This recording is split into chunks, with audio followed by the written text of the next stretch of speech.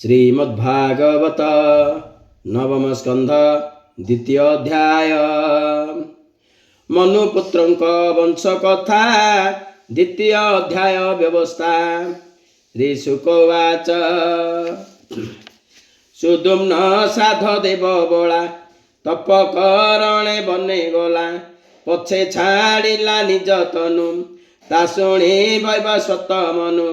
अपुत्र भये से उचाटे मिलिला जमुनार तटे सतेव रस देव मते समाधि करी दृढ़ चिते संतति अर्थे सूर्य बोला विष्णु चरणे पूजा कला अनेक मते स्तुति करे तोषिला प्रभु नर हरि प्रसन्न होई महाबाहु बोइले 10 पुत्र हेउ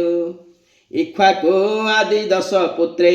होइले कही अछि तोते से 10 पुत्र मध्ये एक वृषध्र नामे सुविवेक वशिष्ठ वाक्ये गुरु पाळे रात्रे वीरासने निश्चले एमते एक दिन रात्रे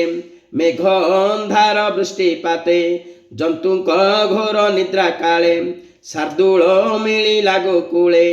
आघ्राणे तार बास पाए भये उठिले सर्वगाई भ्रमन्ते इतस्तत होई व्याघ्र धइला एक गाई बेगे चापिला नख दाढ़े पुणिया कसी पुणी छाड़े से गोरु भये राब कलाम ता शुणी उठी मनु बला तीक्ष्ण खड़ग हस्ते घेनी निबिड़ अंधार रजनी कपिला गोष्ठे थिला सोई अंधारे बारी न पारोई शार्दूल बोली तार शिर छेदिला मनुर कुमर खड़ग शिखा व्याघ्र मुंडे पड़ी छेड़िला कान खंडे व्याघ्रर मुंड होई क्षत पथे रसिलार कत वृषध्र जानी व्याघ्र मोला एमंते रजनी पाहिला ब्रभ्रुमरण कथा शुणे वशिष्ठ कोप मन पुणी मिलिले वृषध्र समीपे ताहाकु साप देले कोपे तुजे बोलायु क्षत्रि देह एबे तो कर्मे शूद्र हुआ एमंते गुरु साप पाए कपाळे करांजलि देई गुरुंक ठारु शिक्षा धरे ऊर्ध्वरे तरे तप करे विष्णुर चरण कमले समाधि करी जोग बले आत्मा को भावी एके एके सकल भूते हरि देखे निग्रह करी इंद्रिगणे निशंके निर्जन अरण्ये जेबा मिलई जेते बेले से भक्ष करे संध्या काले शरीर आत्मार संजते जड़ बधिर अंध मते भूमि करई पर्यटन हेमंते गला केते दिन जहु होइला ग्रीष्म काल विपिने उठिला अनल से अग्नि मध्य देह देला तक्षणे गोविंदे पशिला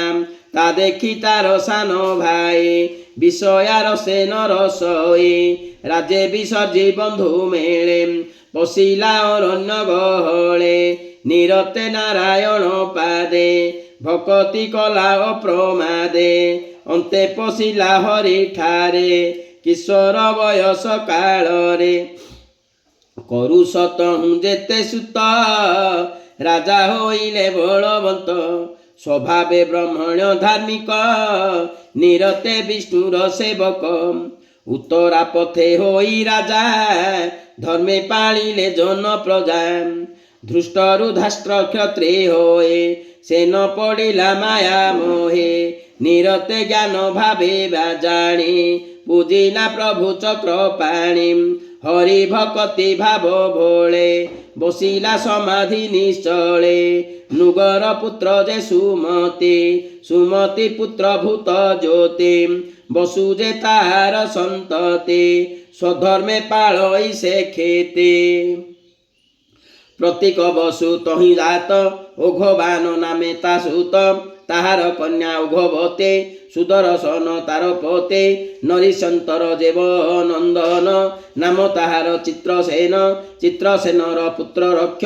ତହୁଁ ମିଢ଼ବାନ ପ୍ରତ୍ୟକ୍ଷ ମିଢ଼ର ପୁତ୍ର କୁର୍ଚ୍ଚ ନାମ ଇନ୍ଦ୍ରସେନ ତାର ନନ୍ଦନ ତାହାଙ୍କ ସୁତ ବିତିହୋତ୍ର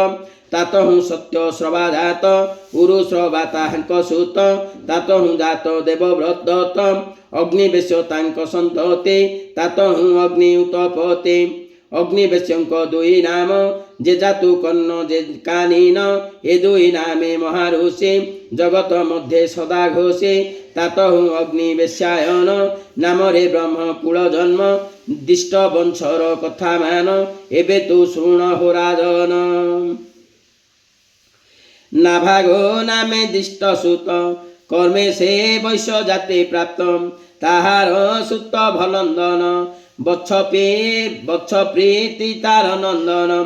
ପ୍ରାଂଶୁ ତାହାର ସୁତ ହୋଏ ଯାରୂପ କନ୍ଦର୍ପକୁ ମୋହେ ପ୍ରମତେ ନାମେ ତାର ସୁତ ଖନିତ୍ର ତାର ବଂଶେ ଜାତ ଚାକ୍ଷୁଷ ନାମେ ତାର ପୁତ୍ର ବିବିଶନ୍ତି ତାହାର ସୁତ ତହିଁରୁ ରମ୍ଭ ହେଲା ଜାତ ଶୁଣ ରାଜନ ପରୀକ୍ଷିତ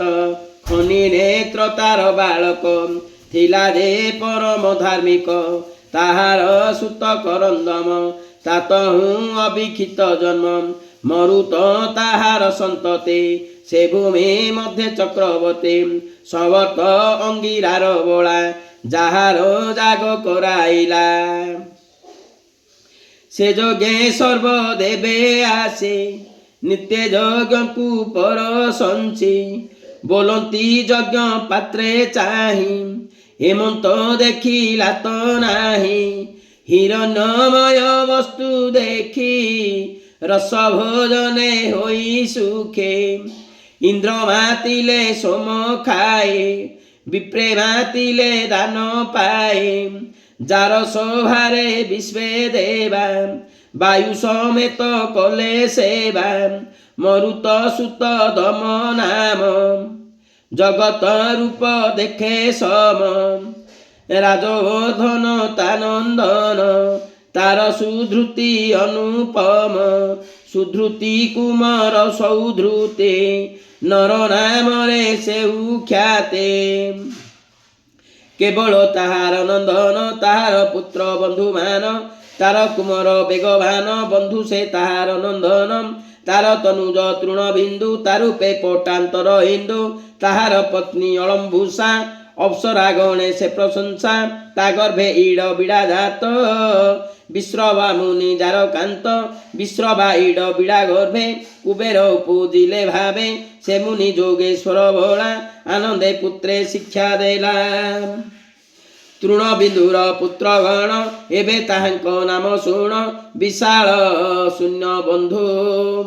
ଆର ଧୂମ୍ରକେତୁ ଆଦି କୁମର ବୈଶାଳୀ ପୁରୀ ଯେ ନିର୍ମାଇ ତାତହୁଁ ହେମଚନ୍ଦ୍ର ହୋଇ ଧ୍ରୁମାକ୍ଷ ନାବେ ତାର ସୁତ ତାର ମହିମା ଆଲୋକିତ ସଂଯମ ତାହାର ତନୁଜ ତହୁଁ କୃଶାସ୍ପ ଯେ ଦେବଜ କୃଶାସ୍ପ ପୁତ୍ର ସମଦତ ତାର ମହିମା ଅଦ୍ଭୁତ ଅନେକ ଅଶ୍ୱମେଧ କଲା ପରମ ବ୍ରହ୍ମେ ସେ ପଶିଲା ସୁମତି ସୋମଦତ୍ତ ବଳା ରୂପେ ବିରାଜେ କାମ କଳା ତାର କୁମର ମହାଶୟ ଯାହାର ନାମ ଜନ୍ମେଜୟ ବିଶାଳ ବଂଶେ ଏତେ ରାଜା ସୁଖେ ପାଳିଲେ ଜନ ପ୍ରଜା ଯଶ ତାହାଙ୍କ ନିଜ ଧନ ସକଳ ଗୁଣେ ବିଦ୍ୟମାନ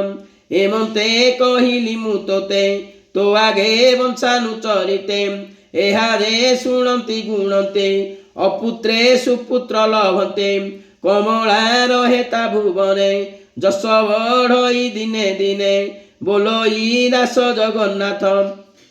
ନବମ ସ୍କନ୍ଧେ ଭାଗବତ ଗୋବିନ୍ଦ ଗୋବିନ୍ଦ ଗୋବିନ୍ଦ ପଦୁ ଗଣୁଛି ମକରନ୍ଦ ସେ ମକରନ୍ଦ ପାନ କରି ହେଳେ ତରିଲେ ବ୍ରଜ ନାରୀ ସେ ବ୍ରଜ ନାରୀଙ୍କ ପୟରେ ମନମ ଥାଉ ନିରନ୍ତରେ ମନମ ନିରନ୍ତରେ ଥାଉ हा कृष्ण बोली जीव जाओ हा कृष्ण बोली जाऊ जीव मते उद्धार वासुदेव। एते श्रीमद्भागवते महापुराणे परमहंसा संहितायां नवम स्कंधे वंशानुचरितं नाम द्वितीयोऽध्यायः। जय जगन्नाथ, जय जय जगन्नाथ।